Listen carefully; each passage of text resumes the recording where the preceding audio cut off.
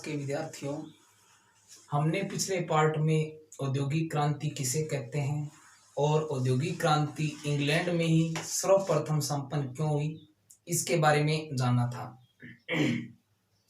आज हम औद्योगिक क्रांति के परिणामों पर चर्चा करेंगे। तो औद्योगिक क्रांति के सकारात्मक और नकारात्मक दोनों ही प्रकार के परिणाम निकले।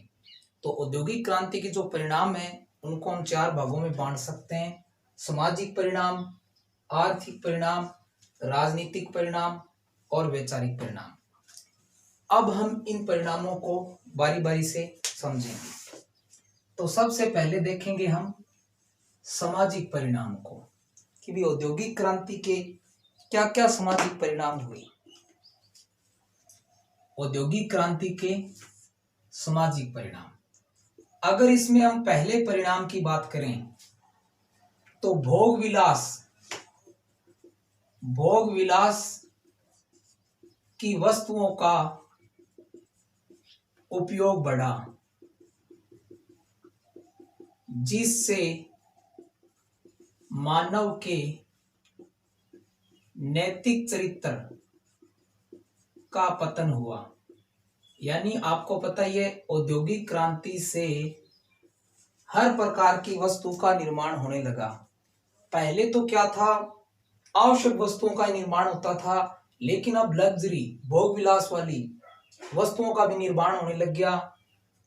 इससे क्या है, मानव इन वस्तुओं का उपयोग करने लग गया और उसका जो चरित्र है उसका पतन होने लग गया। ठीक। दूसरा, अगर इसमें हम देखें रोजगार पाने के लिए ग्रामीण लोग शहरों की ओर पलायन करने लग गए।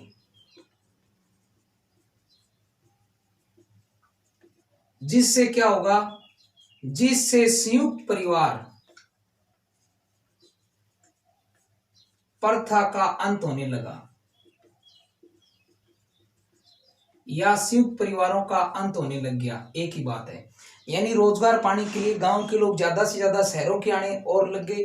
तो गांव के अंदर पहले सारे परिवार के सदस्य एक साथ ही रहते थे, लेकिन उस परिवार के कुछ सदस्य शहर आने लग गए काम के लिए, कुछ गांव में बच गए। तो जो गांव में संयुक्त परिवार की परंपराएं चल रही थी या परिवार इकट्ठे रहते थे, वो अब क्या हो गया, औद्योगिक क्रांति से बिखराव होने लग गया। आगे हम देखते हैं सामाजिक परिणाम में तीसरा परिणाम ये हुआ, सामाजिक परिणाम के अंदर समाज 2 वर्गों में बंट गया। समाज 2 वर्गों में विभाजित हो गया। और 2 वर्ग कौन कौन से हैं आपको पता ही है, एक अमीर वर्ग और एक गरीब वर्ग। अमीर और गरीब, यानी कारखानों को लगाने वाले अमीर और उनमें काम करने वाले मजदूर गरीब। जिससे क्या है, समाज में असमानता बढ़ी, क्योंकि अमीर और अमीर होते गए।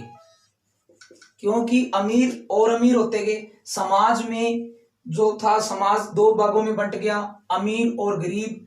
जिससे समाज में असमानता बढ़ी, क्योंकि अमीर और अमीर होते गए और गरीब होते गए।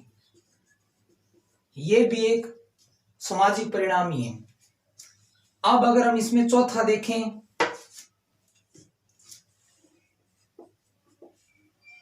जो मजदूर थे वो गंदी बस्तियों में रहते थे। मजदूर गंदी बस्तियों में रहते थे। उन बस्तियों में मूलभूत सुविधाएं नहीं होती थी, जिसके कारण बीमारियां फैलने लग गई।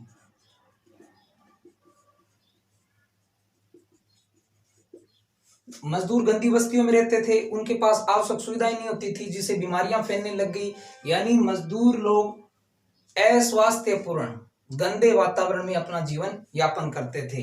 यह भी एक सामाजिक परिणाम है।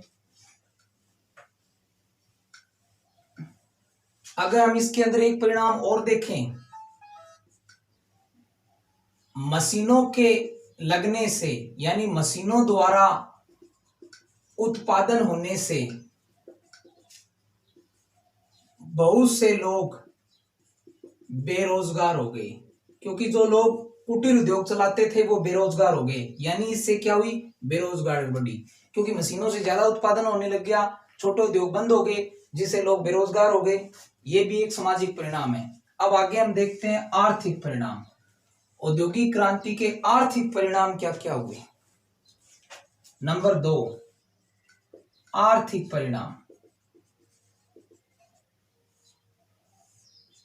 ठीक है, अगर हम आर्थिक परिणाम में पहले बात करें तो आपको पता है औद्योगिक क्रांति से मशीनें उत्पादन करने लगी, यानी उत्पादन में असाधारण वृद्धि हुई, यानी बहुत ज्यादा उत्पादन में बढ़ोतरी हुई। इससे क्या हुआ, मजदूरों का, कामगारों का काफी समय बचने लग गया। यानी पहले ये घरेलू स्तर पर जब वस्तु का उत्पादन करते थे तो कम वस्तुएं बनती थी, समय अधिक लगता था। अब वस्तुएं ज्यादा बन रही है, समय कम लग रहा है, तो जो फ्री टाइम था कामगारों का, मजदूरों का, उसके अंदर वो अन्य कार्य करने लग गए। यानी गीत संगीत, मनोरंजन, घूमना या कहीं पर किताबें पढ़ना, अन्य गतिविधियां वो करने लग गए, क्योंकि उनका टाइम बचने लग गया। यानी उत्पादन में वृद्धि से कामगारों का समय बचने लग गया, जिससे वो उस काम को, अन्य कार्यों में उस समय को लगाने लग गए। ठीक है, आगे अगर हम इसमें दूसरा देखें तो औद्योगिक क्रांति में जो आर्थिक परिणाम है दूसरा, वो ये हुआ, जो उद्योगपति थे, बड़े उद्योगपति, वो क्या है, अपनी पूंजी का निवेश है पैसा लगाना, यानी बड़े उद्योगपति अपनी पूंजी का निवेश उद्योगों में करने लगे, जिससे क्या हुआ, पूंजीवाद का उदय हुआ, यानी आर्थिक पूंजीवाद का क्या हुआ, उदय हुआ। ठीक है,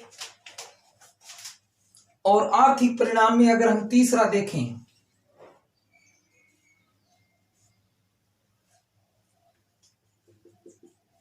मशीनों द्वारा जो तैयार माल था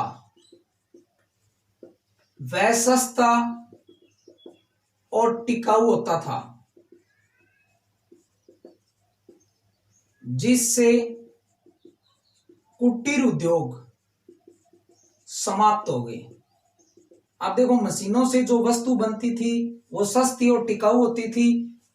अब कुटीर उद्योग थे, उनकी वस्तु सस्ती नहीं हो सकती थी, इसलिए क्या हुआ, कुटीर उद्योग समाप्त हो गए। अब क्या है, अगर हम आगे देखें इसमें आर्थिक परिणाम में, बैंक प्रणाली विकसित हुई औद्योगिक क्रांति से, यानी पूंजीपतियों को ऋण भी मिलने लग गया, उद्योगपतियों को, और उनका पैसा जमा कराने की सुविधा भी मिल गई। आयात निर्यात बढ़ा, क्योंकि वस्तुओं का उत्पादन होने लग गया, आयात निर्यात बढ़ा, जिससे क्या हुआ, एक देश की दूसरे देश पर निर्भरता बढ़ी। ये आर्थिक परिणाम है। अब अगर हम आगे बात करें राजनीतिक परिणाम की,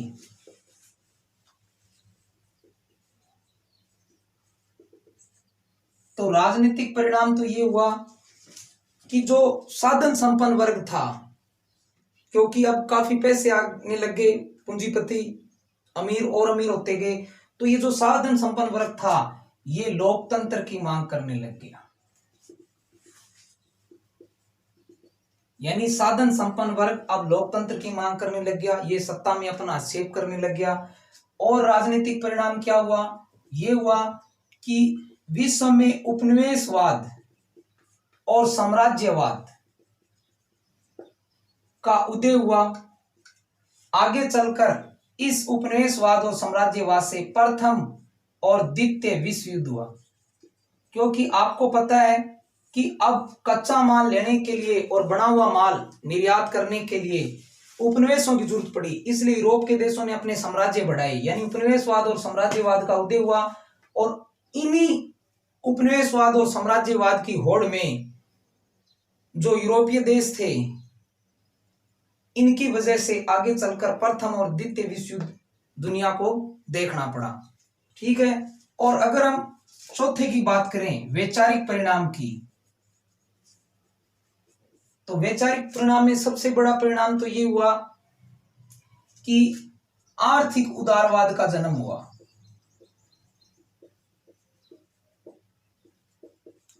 आर्थिक उदारवाद का मतलब क्या है कि पहले आर्थिक क्षेत्र में राज्य द्वारा काफी हस्तक्षेप होता था, पाबंदियां थी, तो अब नए नए उद्योग लगने लग गए, आयात निर्यात बढ़ने लग गया। तो क्या हुआ, ज्यादा से ज्यादा आर्थिक छूट, आर्थिक उदारवाद की मांग की जाने लगी। और अगर हम आर्थिक उदारवाद में आगे देखें तो अब इससे क्या हो गया, समाजवाद का जन्म होगा। आपने देखा होगा कि मजदूर है वो गरीब होते जा रहे हैं, अमीर और अमीर होते जा रहे हैं। तो आगे चलकर क्या होगा, मजदूर काम ज्यादा कर रहे हैं, उनको उसके मुताबिक पैसा नहीं मिल रहा है। इसलिए क्या है कि एक नए विचारों का जन्म होगा कि समाज में सभी वर्गों के साथ समानता होनी चाहिए, किसी के साथ असमानता नहीं होनी चाहिए, उत्पादन और वितरण के साधनों पर सबका बराबर अधिकार होना चाहिए। इस प्रकार समाजवाद की विचारधारा का भी क्या औद्योगिक क्रांति के बाद जन्म हुआ। ठीक है। तो आशा करता हूं कि आज आपको जो औद्योगिक क्रांति के परिणाम है आर्थिक, राजनीतिक, वैचारिक और सामाजिक, ये समझ में आ गए होंगे। धन्यवाद। ठीक।